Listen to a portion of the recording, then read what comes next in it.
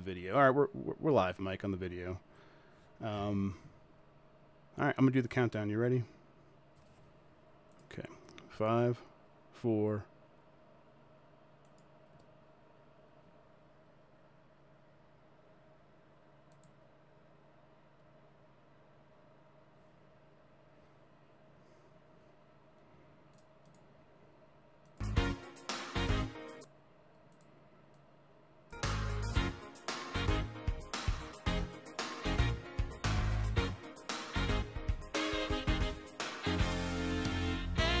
It's the internet, you're busy, let's do this. Welcome to the GamesBeat Decides podcast. This is the podcast where we decide everything that is happening in the world of video games so you don't have to think for yourself. I'm your host, Jeffrey Grubb. With me is... In today's episode, we're going to go over some news. A lot of news, once again. Back-to-back weeks with just tons of news. It's kind of all happening for some reason. I guess it is that season, maybe. It's that time of year. Yeah, yeah, you would think everything would just be focused on that. We got a lot happening, though. Also, games. We got a few games to talk about. We'll get into that. But first, I want to thank everybody for joining us. You can get more from me and Mike at GamesBeat.com. If you have something to share with us, you can email the podcast at gamespluspodcast@venturebeat.com. That's the plus sign in there. We're also on Twitter at GamesBeat or at GBDecides for the podcast. If you're watching on Facebook or YouTube, you could subscribe to the podcast on Apple Podcasts, Google Play, Stitcher, and more. And if you like the show, rate us on Apple Podcasts, all those other ones. I also want to thanks to Carlos Ayin, for who's also Insane in the Rain Music on YouTube, for the use of that theme song, which is just delightful. Go check that out. And once again, I'll be at PAX West at the end of this month, so come to that panel on Saturday night at 7 p.m. to see me just demolish everyone else who plays video games. Every other person. I think it's 20-ish. We'll see. I honestly don't know a lot of details. I think I'm just going to... Yeah. Yeah, I'll tell Greg, hey, your best buddy Mike says hi.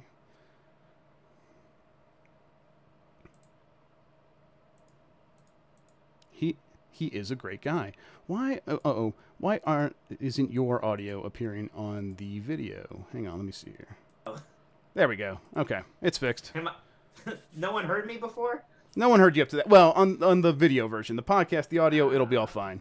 That's fine. Whatever. Yeah, we'll see. Okay. I could just layer that on. Whatever. Okay, yeah. Mike, so what you been playing? What you been up to? World of Warcraft, mostly. The expansion has launched. We are in the battle for Azeroth. And are you doing a lot of battling for Azeroth? I'm kind of doing a lot of battling for trolls right now. Oh.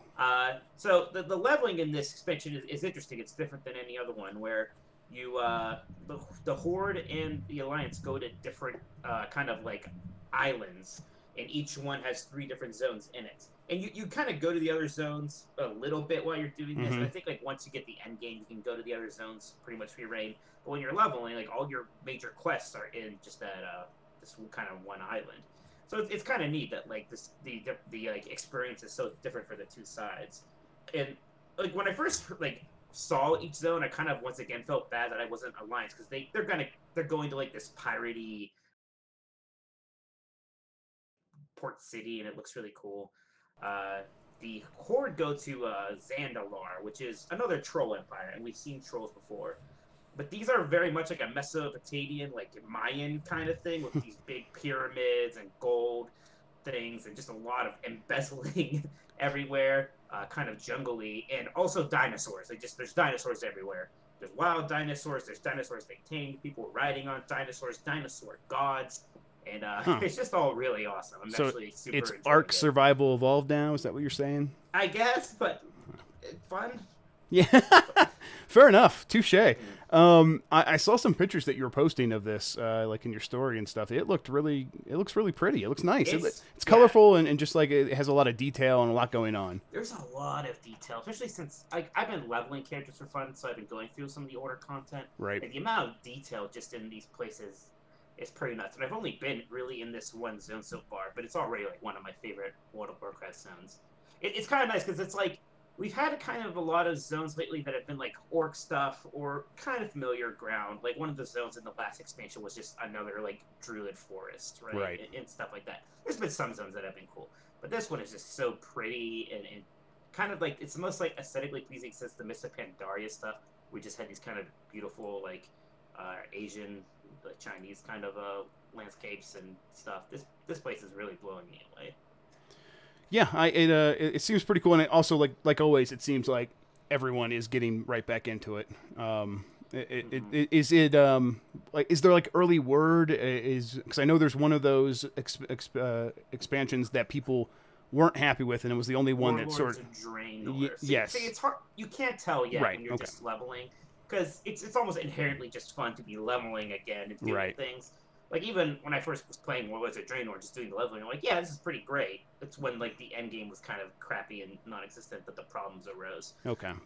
But the first impressions are definitely pretty high. Cool, yeah, and you aren't hearing any rumblings yet from like the community. People on Reddit aren't complaining about stuff for the most part. I think people seem to be happy. I mean, so far, if you go to like a Reddit, it's just all memes right now. Right. Okay. Everyone's just kind of leveling and having fun. And did you see that joke about Jaina committing some light I may have treason? committed some light treason. It was pretty fun. That's pretty good stuff. I like that. Yeah.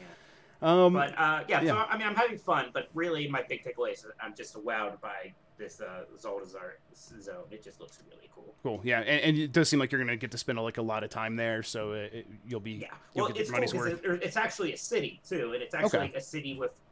And we haven't really had a new major city at World of Warcraft for like at least a few expansions. In the last one, it was Dalaran again, which was already a city from Breath of the Lich King, and you had like your Order class home that had some of the things, so those were neat, but not really a city. And then same thing with Lords of Draenor. You had your garrison, and then there's kind of like this encampment that had a lot of the kind of like functionality of a city. It wasn't really a city, so it's really neat to like have that like a full-on city feel again, and like this new place to go around and explore. Cool. Well, that's our World of Warcraft update. I want to hear about some wrestling, though, Mike. Enough World of Warcraft. Tell me about some goddamn wrestling already. Fire Pro Wrestling? Yeah. I know this. It was out on PC in early access for a while. Is this like the 1.0 release that you're playing now? That's out on consoles? Well, this is the one. This is PlayStation 4 version I'm playing. Actually. Okay, so then it must be 1.0. 1.0. Okay. Yeah, it's Fire Pro Wrestling World, I believe. Okay. And the timing for this is pretty cool for me because I've really got into New Japan wrestling, which is it's kind of growing, becoming a thing. They just sold out Madison Square Garden along with Ring of Honor in like a day. So it's like for the first time ever, like there's some exciting wrestling things happening kind of outside of WWE. Right. Like New Japan is just fantastic. I've really been enjoying it. And that is like the story mode is like centered around all the New Japan Pro Wrestling stars. And the roster has a lot of the New Japan people. It's like it's not like technically a New Japan game, but it's right, close enough. Game. Right, they worked with them. Yeah. Does the PlayStation 4 have all of the? I'm sure it has the create a character feature, but does it have like all the ones where you can download from online, so you can add pretty much any character ever thought of? That. I pretty much have been messing around with single player games and a little bit the character creator. Although I actually had the character creator crash on me, so okay, I had to jump back in. So a lot of what I was doing was the tutorials and learning the game. It is nice how it's such a grapple based game, whereas the WWE games anymore are very like counter and reversal based. Where you're kind of it's a lot of just like in the time. There's another word for that. It's bad, I think is what that is. The technical term is it's a bad game. I liked it for a while, but it was like I just recently it's been those games have been really bad. Yeah, for sure. But so this is different. Is it better? Right. Certainly at this moment, I would much rather be playing Fire Pro Wrestling than WWE. Basically, what is SmackDown versus Raw 19 or whatever. Like not the year 19. I mean like the 19th one. Yeah, so, it's really fun that way. It's one of those games that I kept meaning to pick it up on PC for a while now. I probably will still just pick it up there. It does seem like any character you could possibly think of in any wrestler, like real world, people have already made it, and there's a real easy way to import it into the game, and that seems really cool just to be able to kind of play with whoever you want. And for sure. Yeah, and the creative character seems super powerful, so people have been able to get everything accurately. accurately. There, just from what I saw. And to be fair, the WWE games have had pretty good creative characters. Right, of course. Too. Oh yeah, of course. I mean, they're not. They are both wrestling games, but they're not really competing because this isn't like that. WWE. kind of, yeah. This is and I mean, graphically, this is sprites and stuff. You know, this is it's a throwback style. Yeah, that's what's Fire Pro. These games have been around for a bit. I think this is the first new one in a while. But they kind of have been doing their thing, and they have their fan base, and it's pretty good. Yeah, I'm excited to kind of try that out. I'm glad to hear I'm glad to hear you're liking it. But let's talk about. I'll tell you what, Greg Miller likes it, so I wouldn't be shocked if you're playing it. So you might want to pick it up and just kind of learn it a little bit. It's a good point. Although I think they're doing a PAX Wrestling panel separately, and I think they're playing Fire Pro at that. I bet they will be, just because they can put themselves in there or whatever. We'll see. I'm still going to play it. You're right. I should practice it just in case. But let's talk about it. Let's just do this. Dead Cells. Let's do our Dead Cells update. Dead Cells. Yeah, man. I think we accidentally took over one of our work meetings. Yeah. We talked about Dead Cells for a while. Yeah. Yesterday we were supposed to be talking about like just what our week was going to be, and we just talked about Dead Cells for like 10 minutes. It was like, it was pretty, yeah. I've had some heartbreaking runs. Yeah, me too. That's kind of where I'm at right now, where I'm making progress. I'm still always kind of getting stuff, and I'm having those runs where I'm like, this is okay if I just sort of get new blueprints and start grinding souls, and that's fine. But then I'll start piecing together something where it's like, oh, I got like 2 legendary weapons, and I'm killing everything in 2 hits. I should really go for the end here. This is going to be the run. And then you get to that last boss, and I've been to him a handful of times now, and it's just... you have to learn him. He's fast. He has a lot of moves, and does a ton of damage. And it's just to lose those builds. It hurts. I got that last boss one time, and I was so close. Even just that first try, that was a little demoralizing after that. Yeah. And even since then, I've had builds that I thought were even maybe better. And I mean, I actually kind of got to the first boss the last boss. Kind of early on the first time, so I was kind of lacking a lot of some of the basic things to just make things easier, like some of the potion upgrades. Yeah, you don't even have all the runes yet, right?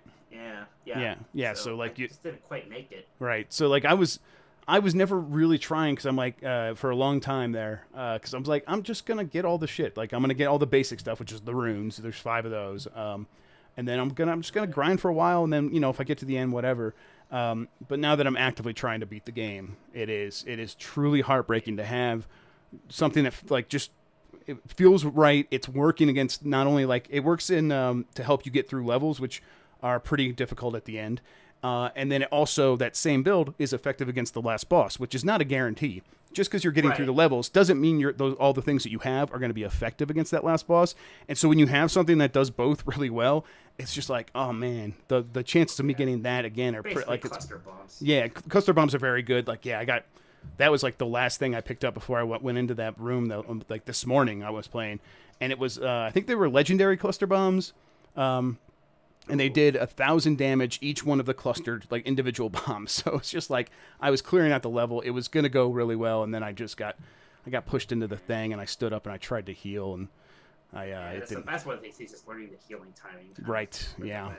Yeah. And if I would have in that situation, if I would have dodged and got behind him, or if I would have froze him first, either way, I would have had enough time. But I just spammed heal because I was panicking, and it was just, and it evaporated right before my eyes. It was so terrible. I definitely feel like I'm really favoring just grenade builds of any kind.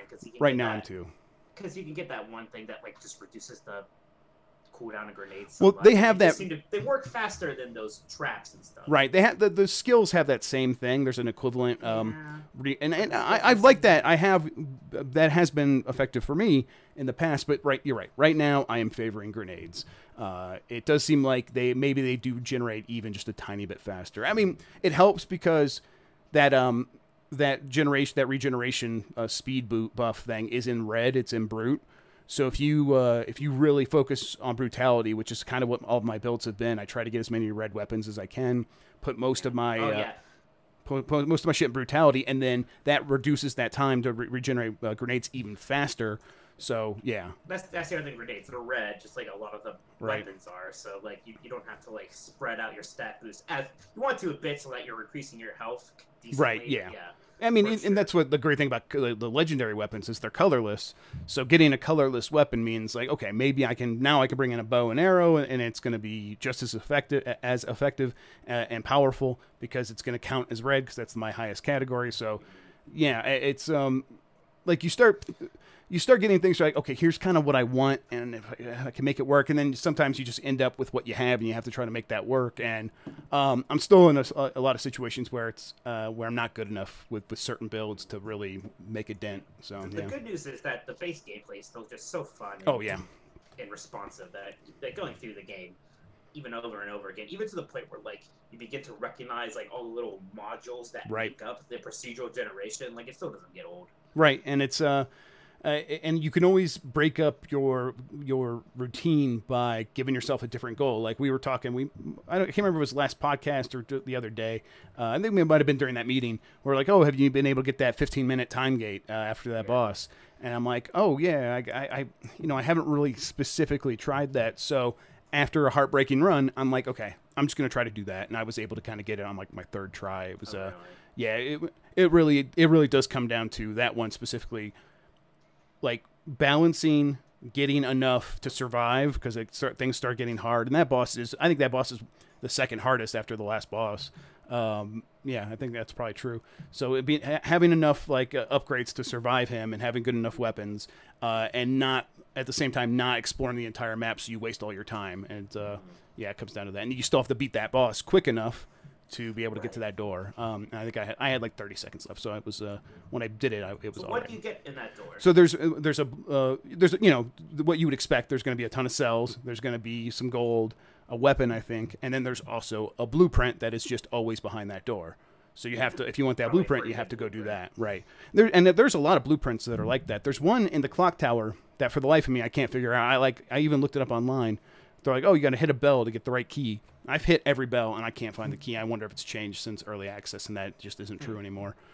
So I keep seeing this blueprint inside there. I'm like, damn it, I want to fill that in, because I'm like, there's a ton. Like, I mean, people that haven't played Dead Cells, when you start the game, you start in this room, and there's just all these empty glass bottles hanging from the ceiling. And over the time, as you get the blueprints, you fill up those glass bottles, and you can see all the things you've unlocked that will now appear. It's a great way of showing your progression. Yeah, it feels really good, especially like when, like on the Switch, it is that's the thing that's actually causing some slowdown on the Switch. Not that it matters because there's no enemies there. It's nothing technical happens there. But you're like, oh wow, there's just so much shit up there hanging from the ceiling right now that I'm getting slowdown, and there's tons of stuff, and I'm like, man, I think I have like 10 things left to get. And I counted, and I'm like, okay, more than 30 still. So I still have a ton of stuff to do, but it looks like I've got almost everything just because there's so much up there. And that's really satisfying too. So I'm at a point where I think I do want to try, like the first thing I want to try to do is beat that boss. I think that's like still my first like primary goal. But I have this. I'm gonna try to get everything in the game, like in terms of at least for the blueprints. Get every blueprint. I want to try every weapon and every mutation. They're just all so fun. Everything is so good. Yeah. Good game. But yes, it is. Only other thing I've really been playing is the Black Ops 4 beta. I tried that on PC last week. It seems okay. It seems like a good game. Yeah, Treyarch seems to know. They know what they're doing. They I mean, I haven't played the beta. I played back at the preview that a bit ago. But right. It definitely does remind me of Tom Clancy's Rainbow Six Siege a little bit. It doesn't feel like that. It just, there are elements that remind me of it. Maybe like the time to kill is kind of similar, and the movement is similarly plotting. It's a little bit slower than other Call of Duty games, but in Overwatch it has like ultimates. It's even like mapped to the Q key and everything. It feels like that, but and then they had a new mode that was like kind of like Counter-Strike / Payday, where like there's a store system where you have to like buy your upgrades after each round, and that was cool too. And it's just a reminder that Treyarch does borrow a lot of stuff for their games, but they seem to know how to make it work and refine it and make it like still make it feel like Call of Duty. And they've been doing that a long time, and I think it's actually why people like their games so much when it comes to Call of Duty. We'll see if it pays off this time around. Last thing, Samsung sent a monitor for review. I'm using it over here. It's 32 inches and it's 144 hertz, and which is really kind of nice. I've used one at events before, but my 4K monitor is 60 has a 60 refresh rate.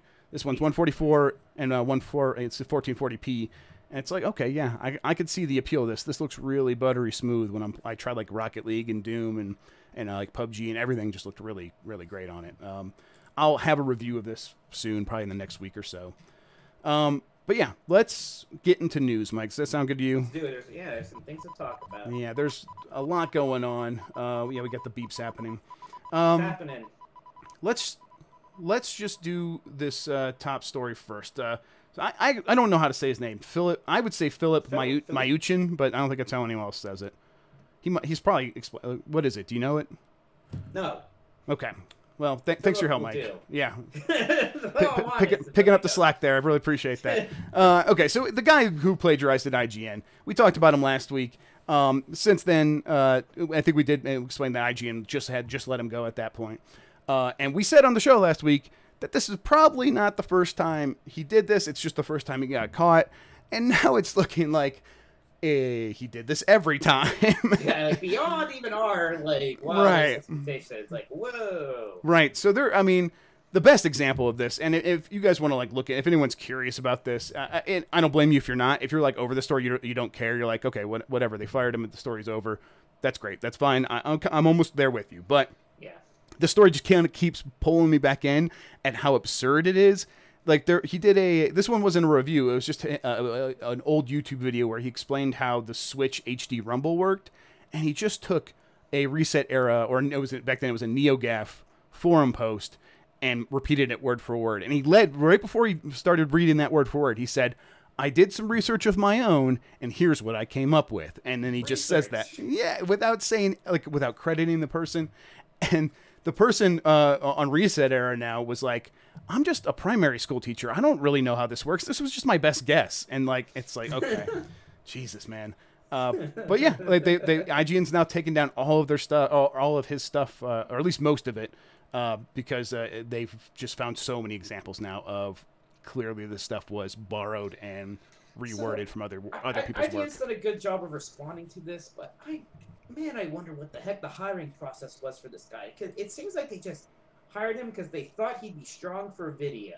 Yeah, I think they clearly are like, we need someone on camera, and he can do that, and he seems to know what he's talking about, and yeah, I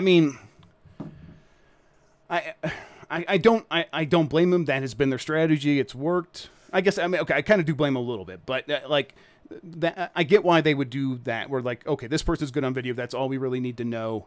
We could see that he's talking about games in a competent way. Great. Put him behind the camera. Get him writing reviews. Put him on the Nintendo channel. Wonderful.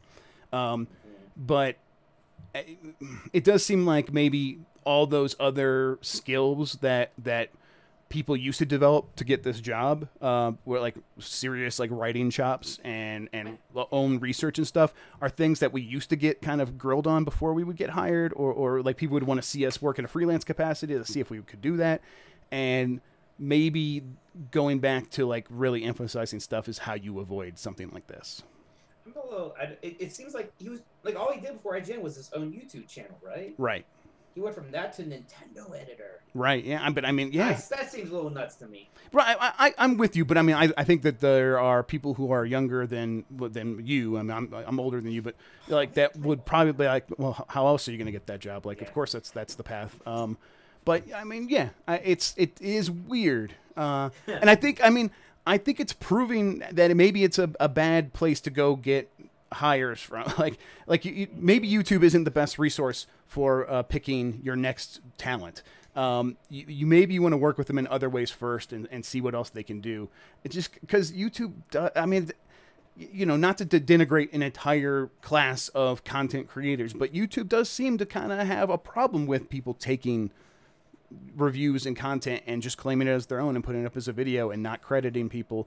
That seems to be a trend there, and I think it's just, I think they think it's, at a certain point, they don't know it's wrong, almost. I would assume Philip probably knew deep down what he was doing was wrong, but I think he's also just, this has been his process, and he, I probably wasn't. There was something delicious about the way he called out Jason Schreier. Oh, God, yeah. If you find anything else, let me know. Right, and Jason Schreier writes that in a story, and he's like, I found this one thing on Engadget, and then people were just inundating Jason with tips, saying, here's an example, and now there are literally dozens. It seems like maybe the worst thing is he he copied work from a fellow IGN employee while he was employed at IGN. That's pretty nuts. That is wacko. I mean, I do that to you because I hate you. But yeah, but yeah, for sure. But you're self-destructive and you're trying to get fired. So yeah, like that makes sense for you. Yeah, right. Yeah, but man, oh, it's so weird. But I mean, we're at a point now where he has deleted that apology video that he posted last week. Yeah. And I don't know if we talked about that. One of the worst apology videos ever. It's pretty bad. It was so stereotypical, like starting with the long sigh and then Right. ending with the solemn turning off the webcam. Yep. There are. Someone posted, Scott Bromley, I think, who works at Lucasfilm. He posted a YouTube video of someone analyzing how YouTubers apologize and manipulate viewers, and they always start with the long sigh, and they always turn off the camera at the end by reaching and doing that. And the point of the video was like, this is super disingenuous. Like, you could tell that all this stuff is rehearsed, and they're trying to seem exposed while being very, very composed in a sort of cynical way. And all that stuff's true about this video, and also he just didn't apologize to the guy that he affected. He was like, "Oh yeah, congrats on all your success. I'm sure you're going to turn your views that I'm basically saying that I gave you into something bigger now." And it was just like, congrats, bro. Yeah, wow. I think Philip might just not be a very smart guy. I think that might be what it comes down to. I think he was clearly out of his depth. Out of his depth, and this job was, I'm not going to go around saying our job is difficult, but it does require certain skills that are difficult to acquire. And one of those is being able to, I mean, to write a review, you have to know how games work, or you have to at least be confident about understanding why you like a game. And that's a hard thing. That's a hard bridge to get. It's hard. I was very bad at it for a while. Same, yeah, for sure. Yeah, I hate all of my early stuff, and I'm sure in like 5 years I'll hate all the stuff I'm writing now, because it's a constant process to get better. And it's really intimidating. So I could see why someone who isn't good at that but really wants the job and wants the exposure and wants to get that IGN platform, or wants to build a platform of their own on YouTube, would resort to things that tons of kids do in high school and college, just copy and pasting from the internet. Like I knew kids that did that all through my academic career. I'm sure everyone does. And he just took it to an extreme that is career destroying if you try to do it in the real world. So, yeah, we don't have to talk about this too much more. I don't. Yeah, I think it's very it's fascinating, and it kind of right. Like I said, it keeps bringing me back in. Like yeah, like most of the, like 90% of my of the past week, I didn't think about it at all. And then you just hear like one little tidbit, or someone tweets like one thing about like something else he did, and you're like, wait, what? And it's mind blowing. So yeah, that's been my relationship with this story. Absolutely bonkers. Speaking of absolutely bonkers, Ninja, the Fortnite guy, Ninja, the most popular Fortnite streamer, basically the most popular person on Twitch right now, says he won't play with women. I'm gonna read his actual thing right here. Let me get it up right here. So he first said this. I'm sure he said it before, but then I think Polygon in an interview asked him directly about it, and he explained it a little bit further, saying that's about my family, protecting them. A lot of people didn't like his answer, so he posted this statement to Twitter.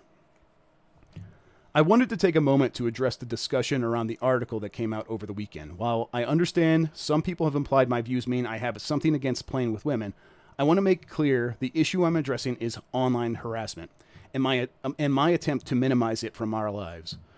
It is something that affects all streamers, especially ones that make their relationships public. I wanted to bring attention to this issue, and my comments should not be characterized as anything beyond that. Having just celebrated my 1-year anniversary, my wife, and my family will always be the most important thing to me, and I am doing my best to protect them.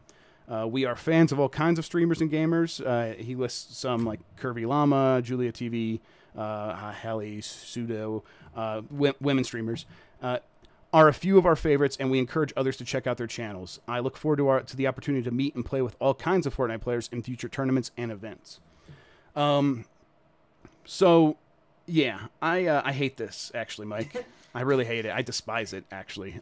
It's weird. So okay, so a lot of people are really giving him this this explanation, or at least giving him a lot of mileage, saying, okay, that's understandable. You don't want to get harassed online because you are appearing to be flirting with a woman who's not your wife, and then your wife might hear about that because she also, of course, has an online presence, and people might come and harass her. Yeah, those are all things that could happen, and it sucks. But when something terrible like that happens, you don't say, okay, and now because of that, I'm going to treat like half of the population differently. You don't punish the people who aren't doing this to protect yourself from the people who are responsible for this shitty behavior. You have a platform. You have the power to make people more popular, to give them more viewers, more exposure, and you'll do that for men. You won't do that for women, and kind of whatever the excuse is, that alone is shitty. But wanting to protect your family, okay, but it also just comes across as you're just using your family as an excuse because you don't want to actually make the effort to improve this platform that you have created for yourself. I don't know. I don't like it. I just don't like it at all. Yeah, I don't dislike it as much. I mean, I don't like it. Ninja is weird because I always feel I sometimes feel thankful that he's the top streamer because he's so much better than a lot of other people. And For sure. You always just get these things like this, or him dropping the N-word that one time.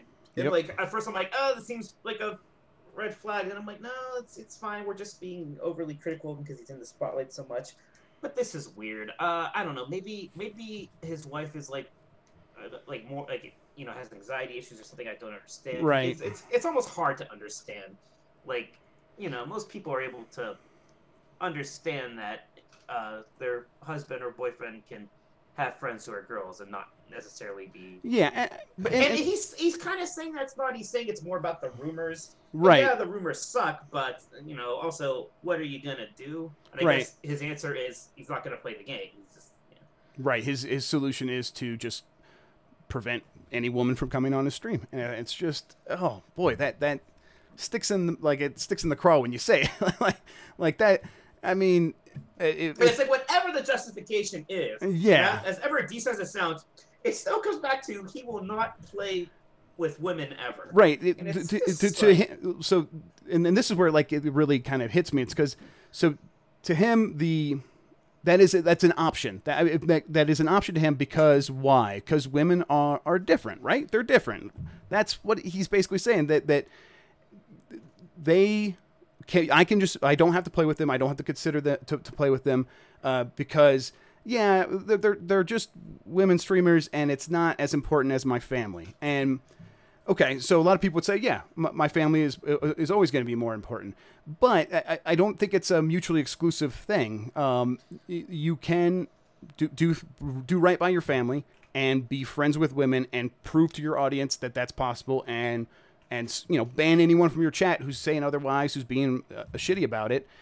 You have the power to use your platform to affect change. And he would rather just not play with women than do that. And to me, that I think that means it's somewhat sexist. It is rather misogynistic. I think he thinks less of women than men is kind of how I have to take this. But yeah, I don't know. It's frustrating to see this. I mean, I don't like pulling this card. I have a daughter now, and if anyone ever told her that she wasn't welcome because she's a woman and that might cause problems for them, oof, yeah, I wouldn't be able to handle that. That would make me very mad. And I think I'm projecting this onto this situation. So fair enough. Yeah. All right, let's move on. Good news this week, I guess. Here's a weird one, but one that I kind of was expecting. Discord announced that they are opening their own store, the Discord store. And it's not just that. They have the store, and they have a subscription program. They've always had a subscription program called Discord Nitro, but now they are adding a curated list of games to that as well. So you pay $5 a month, you get this list of games. It shows up in your Discord library. Along with all the games from all your other launchers. So everything on Steam will be in this library as well, and Blizzard. And that's the real thing I'm really into about this is I already have Discord open all the time, having one library where I can launch all my games from after seeing what everyone's playing on Discord, that's pretty useful, and it might encourage me to actually use their store. How about you, Mike? Are you going to start buying games on Discord? I mean, I don't know. I don't buy very many games on Steam right now. I don't know. It depends on how it works. I still think it's gonna work just because Discord is just so much of a gamer hub right now. It just makes sense to put a store there. Like my interest in this is not so much how it's gonna affect me, because I don't think it's gonna be much. Right. I wonder if this is finally the thing that's gonna give Steam a little pause. Yeah, so I was wondering about that. Do you think Steam could do a subscription service? It seems weird. Seems weird. Because like It seems weird. Because, like, do people start waiting for games to hit the subscription service instead of buying games in the Steam sale? It just seems like they've built this model of encouraging gamers to build their library on Steam, and to sort of hedge on that in favor of the subscription.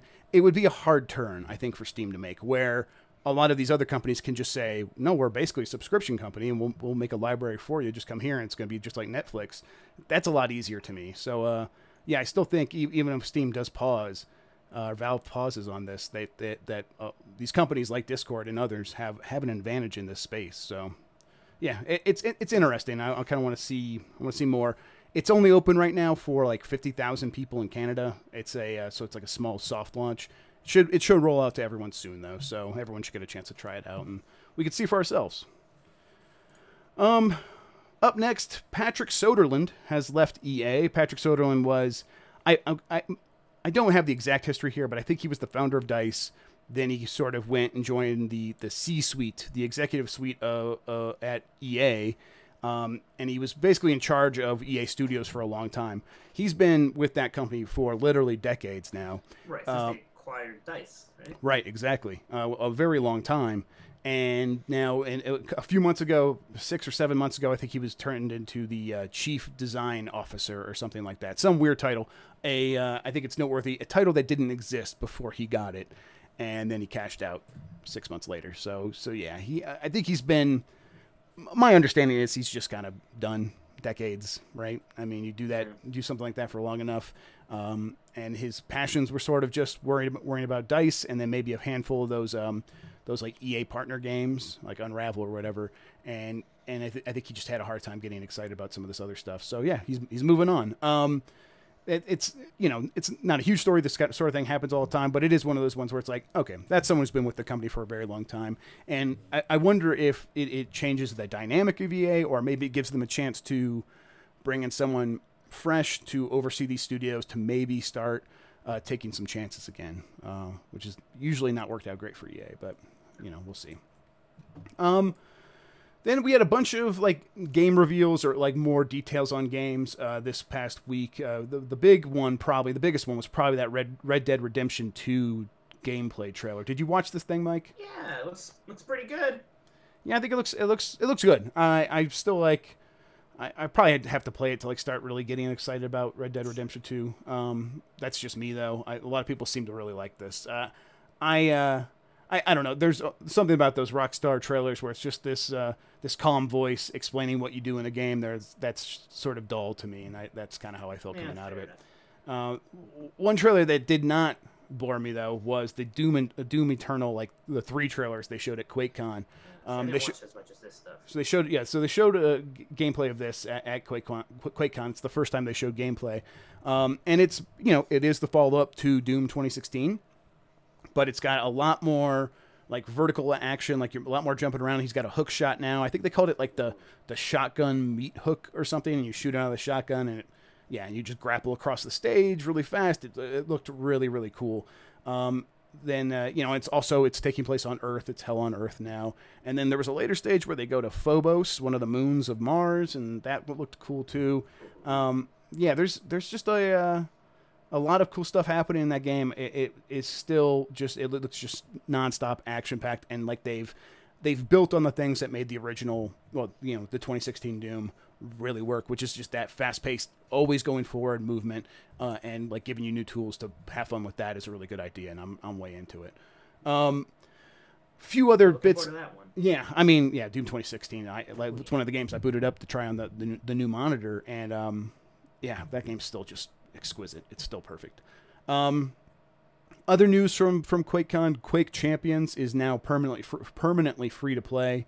I think you just, like, right now, you go on Steam, download it for free, and play it. I don't know if that's going to help that game. No, there's just not much talk about that Yeah, one. Even though it's like on that Epic Games launcher with Fortnite, that doesn't really seem to be doing. Right. Wait, no, that's not right. Quake. No, that's not right. Wait, No, that's on that. That would be on the Bethesda launcher. Yeah, Unreal. Bethesda. No, mixing up Quake and Unreal is fine. It happens. That's Out what. there, That's what. I've been after that problem since like 1999. Yeah, that's what Epic wanted you to do. They wanted you to make that mistake. But yeah, I don't know if it's really gonna go anywhere. I like Quake Champions, but it's just not. It's low on my list of shooters that I would want to boot up at any one time. Play Overwatch. Yeah, like Overwatch is above it, like Siege, PUBG, and maybe even Fortnite. Probably not, but maybe. Okay, and then next up from Bethesda, so this one's getting kind of weird because The Elder Scrolls Legends is Bethesda's card game. It's out on PC. Is it out on mobile yet? I don't think so. No. So it's going to start coming out to other platforms, but Bethesda is saying publicly, at least, that it is hesitant about the idea of bringing it to a system that does not support cross-platform multiplayer. That's just PlayStation 4, basically. So, who are they talking about? Yeah, exactly. So it seems like Bethesda's trying to maybe put some pressure or join some of these other companies in putting pressure on Sony to go ahead and do something about that. Sony has stayed quiet about this since it became a big thing again at E3. It promised, we're gonna explain ourselves in a way that'll make everybody happy, is what homeboy from Sony said a few months ago, and then they've said nothing since. They've just sort of lied. They played the waiting game. I think, yes, lying might be the word for that. And they just wanted to see how it play out, and most people seem to forget. I think people still aren't happy, especially when they boot up Fortnite, but yeah, most people have gotten over it. Hopefully, though, developers are going to be able to, assert that pressure because they have a stake in it. It really does affect their games. So, yeah. This was also a weird story, also involving Bethesda, not at QuakeCon. So someone tried to sell the Evil Within 2 on eBay, and Bethesda blocked it. And it was this whole thing I think it was over the weekend. And I was just like, wait, what? I'm gonna have to look at that during the week. And then by the time I started the week, Bethesda had a statement saying, we're not gonna block people from selling our games on eBay. You just can't call it new. You can't say you're selling a new game, even if it's still shrink wrapped. Then we'll take legal action. And it's like, okay, well that still kind of sucks because the game is new. It is. That's what, you don't own that word. That's insane. What? So I don't really understand their legal reasoning, but I do know that Bethesda loves to sue people. They'll sue anybody. They they absolutely will, and they typically seem to win. So, yeah, I would probably just be I'd find creative ways to say new without blatantly say that. It's just a weird thing. Why care about that? Never used. Yeah, never used. That's right. Unopened. Unopened. Why do they care about this, Mike? Do you know? No, I don't. It's so weird. It seems to do nothing but create headlines that make them sound bad. Right. It's not protecting them from anything. Right, and you're trying to get your Bethesda game launcher thing going to start your digital sales. Just focus on that and leave the used game market alone. It is what it is. It's just going to continue to be what it has always been. Microsoft went after the used games market. That went right. Yeah, exactly. Really well for them. Yeah, people love that. They still remember it to this day. Yeah. Big hit. It's like Nintendo going after ROMs. Yeah. Speaking of which, I think I cursed it. Remember we talked about this a few weeks ago, and I'm as long as they don't close the Emu Paradise or whatever. Yeah, because that was the one safe place you can. Yeah, it was the one that's it almost seemed too good to be true for so long. For so long, and it's been 18 years. So this is a site that hosted pretty much every ROM you could think of for every platform you could think of, and the downloads worked, and they were. They weren't ever broken links, almost ever, and you wouldn't get malware when you downloaded them. Yeah. It was widely accepted as a safe harbor for these ROMs and for you to go get them. And everyone knew what we were doing. Everyone knew what they were doing. Everything involving this is touchy to illegal. Like there is a spectrum there where, you know, it was always getting up in that illegal territory because it's hosting copyrighted material that you could download from them directly. That's a no-no. We know that. But it was this like sort of platonic ideal of the digital library of the future that would be great if anyone like, yeah, Nintendo, go ahead, like take down Emu Paradise or threaten them to the point where they take down the ROMs themselves permanently, which is what they've done. That's the big news. But then what is your alternative? How are you going to like maintain this history? Which is a legitimate concern. It's not just people saying, "Oh, I don't want to pay for games. This is a bad faith argument." No, there's a legitimate concern that some of these games are going to be lost forever because these safe harbors are being pushed out and scared by lawyers. It's a bad way, Mike. I don't know. It sucks. Yeah, Nintendo, you know, they know enough that they can make money from their old games, and it's been kind of a lot of half measures, like the Virtual Console. Here's like a game or two every week, or these classic miniature consoles, which I like a lot. I like the NES Classic, but it's not preserving the sort of game history. I think the weird thing about all this is, why does Nintendo really care? You can't say this is affecting them negatively, because Emu Paradise has been a thing forever, and look how the giant success that NES Classic Edition was, and SNES Classic Edition were, right? So it's not like hurting them. So I just don't understand why they had to go through this stuff so aggressively when it's been kind of maybe beneficial to them for a long time.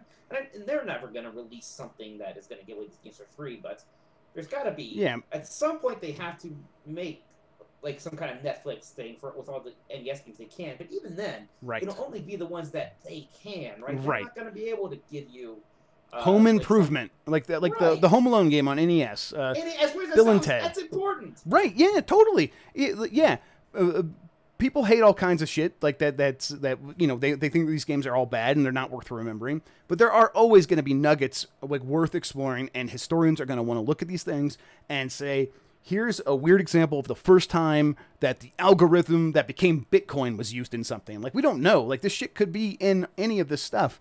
And the way that people find that stuff, the way they discover it, is having easy, pretty much free access to games that are, that work and are safe and people can get them. And even Nintendo is not going to put those weird old games on their service, and they could be at risk of being lost, or at least marginalized in terms of our history. That it really sucks. It's a really bad move. The cost to benefit ratio, the algorithm that Nintendo's lawyers and accountants are doing here to make this decision, even if they do have that Netflix thing coming, even if Nintendo's Switch Online service turns into that, because they do have old games included in that, even in that scenario, it's not worth it. It's not going to move the needle for them. It just won't. That's not how this works. I was always going to get Nintendo Switch Online, and I think most people were. And people that couldn't get that could get ROMs before and can't now, I don't think they've changed their minds in terms of whether or not that service appeals to them. It's just a all-around bad move, and it hurts gaming, which is just not the thing Nintendo should ever be doing. I think the bright side is that because Emu Paradise has been around forever, these ROMs are now out there. There'll be some sort of home for them. I don't know if it'll ever be as nice as Emu Paradise was, maybe, but the work has kind of been done. Yeah, but you still kind of wonder about the future of this stuff. Right. You hope the ROMs should exist forever online. They might be harder to find. They, torrents might be incomplete, things like that. And there will be ways to get this stuff. It's just the way that Emu Paradise became sort of like a library for me, like I said, that was the difference. It just was, I could go and explore and like browse and just say, oh wow, this old weird game that I completely forgot about or never knew existed. Here's a quick way to try it out that I know is going to work. And I don't know if that browsing, that sort of library like experience is going to be something we're going to be able to replicate online for quite some time. So yeah, just dumb move from Nintendo. It's doesn't make any sense. A few more stories that we can get through pretty quick. I feel like, that was like the 11th story already. So we have, like I said, a lot of news. Let's just hit this one quick. Dark Souls Remastered is coming to Nintendo Switch on October 19th. It'll be interesting to see how this one runs. Right. It's going to be very interesting. It should, you would imagine, it should run fine because it's originally an Xbox 360, PlayStation 3 game, and then they did the remaster for the modern systems. That is the game that they're putting on Switch, but you still think that underneath that all, they could make it run. But who knows? They did delay it, and it seems like they delayed it because of the performance, so we'll see. Another kind of story from Inside Riot. I think last week we talked about how it was treating women and how that right, and that was kind of a bummer story for them. They didn't come out looking great, although they ended up handling the situation rather well. But then now they're saying that they are having a strained relationship with their publisher that owns them, Tencent, which is that giant Chinese internet conglomerate. And it's because they have declining profits and mobile games are a thing that Tencent cares about more. I think that's what it is. League of Legends still feels like secretly the biggest game in the world, like even with Fortnite and PUBG, but I'm sure that maybe that's not the case. And MOBAs also feel like their moment has passed. Like it doesn't feel like it's a growing space anymore. It feels like it is trying to maintain what it already has. And yeah, Riot probably does need another game. And there's talks that they're going to have one, but they haven't really shown anything. So yeah, it's weird, but I would imagine that Tencent does expect figure something out, figure out what's next, or reinvigorate League of Legends. Actually, that's a good question. Do you think that if you were Riot, would you focus your efforts on making the next game or on coming up with some way to get people excited about League of Legends again? I mean, this is one of those what do I know things. But right. It's hard to see how much more League of Legends could grow, right? It's just been this force for so long. How do you attract a significant amount of new players to that game at this point? I don't know. I think maybe you try to make something new, but that could be risky too, because that doesn't work out a lot of time. Like, what is the new thing? Do you make a new MOBA? Do you just try to catch on a new trend? Do you try something new? I mean, it's all kind of it's pretty intense. Yep. And that's not to say, like, this is not to denigrate any of their past success. That game has made a lot of money. And it's okay if they can't come up with something to follow it up or if it slowly fades. Either one of those are fine because it has done so well for so long. But Tencent won't be happy. You don't want to be a one-game company. I'm sure they'd much rather be like a Blizzard right now, this stable, where if one of the games starts to fall off, there's these three other ones that are doing well and this one other one on the horizon. What have for you. Sure. They're going to have to make that transition, though, to be more Blizzard-like. We'll see if they can do it. Yeah. A feel-good story, Monster Hunter World is Steam's biggest new release of 2018, which was a bit surprising, but people are just ready for these Japanese games on Steam, and that is another noteworthy milestone that it hit. It is by far the biggest Japanese release ever on Steam. I'm trying to remember what the last one was that matched it, but I'm not going to be able to come up with it. On the day it came out, Monster Hunter World hit 240,000 concurrent players, which is, I believe, it's in the top 5 for most concurrent players ever on Steam. So, like, at least it's like when you count by game, not like by times they've hit concurrence. Like, I'm sure, like every day Dota hits like 600,000. But yeah, so that's pretty impressive for a game that's just like for a series that was never for the West and never for PC. To like just come out and dominate, this is a really big success for Capcom. It's hard to say they could have possibly have done a better job with that game than they did. Yeah, it feels like this is the best case scenario for them, which is again laughable about that analyst who's like, oh yeah, Capcom's in the shitter because the Monster Hunter World's not going to sell as well, and it's like, well, and then there are actual negative consequences for Capcom because that guy said yeah, exactly. And now the real world, the game is selling just like mad, and it's working out well. Whoopsies. Yep. Let's see, in the last story, this just happened this morning. THQ Nordic, which was Nordic Games, and they acquired THQ, and then they've started acquiring all kinds of other stuff. They own like the Saints Row developer and stuff. They have now acquired the IP for Timesplitters, which is that, for people that don't know, Timesplitters was the follow-up from the developers that were responsible for GoldenEye on the Nintendo 64. Timesplitters came out for like PlayStation 2 and the GameCube and all that stuff. First one, I think the first one, maybe the first two were PlayStation 2 exclusives. Right. Okay, that sounds right. The first one was a launch game for sure. Right, and they were really really good shooters for the time. If you try to go back and play them now, the control schemes are still pretty weird because this was before everything was sorted by Halo and the Call of Duty. These are, especially the first one, because that was the one I played. It was very much like GoldenEye, and if someone didn't like GoldenEye, I didn't like that game. That's fine. Yeah, a lot of people really do look fondly back on these games. Yeah, I really like Timesplitters 2 a lot. I was a huge GoldenEye fan, and that's then it was what people say. Yeah, play that one. Yeah. But the interesting thing here is that THQ also owns a developer that the Timesplitters developer changed its name. I can't remember what the name's now. I know. Yeah. But THQ Nordic owns them now, so now they own the people who made these games. Right. And they that's right. Own the license. So a new Timesplitters is coming. Right. What's happening here? Yeah, and that's cool. That's cool. There's. Yeah. I wonder how they. I wonder if they make that free to play, or they try to actually make it a big budget one, or maybe split the difference and do an Overwatch and make it online multiplayer only for $40. We'll see. I'd be interested to hear their strategy around this. But THQ Nordic making moves. How long before they're just THQ? You think before they drop the Nordic? I think it's at least. I think it's within a year. I think for a while they wanted to differentiate themselves from just regular THQ because there's still the stank of failure around it. But, yeah. At this point, maybe not. Yeah, just putting around the front of your name, though. I don't know. Mm-hmm. All right. That does it for us. Mike, let's get the hell out of here. That was a long one. Let's do it. Yes, it was. So why don't you tell everybody where they can find you on the internet? You can probably find me on World of Warcraft. But you can also find me at Twitter, at Tolkoto, Tolkoto.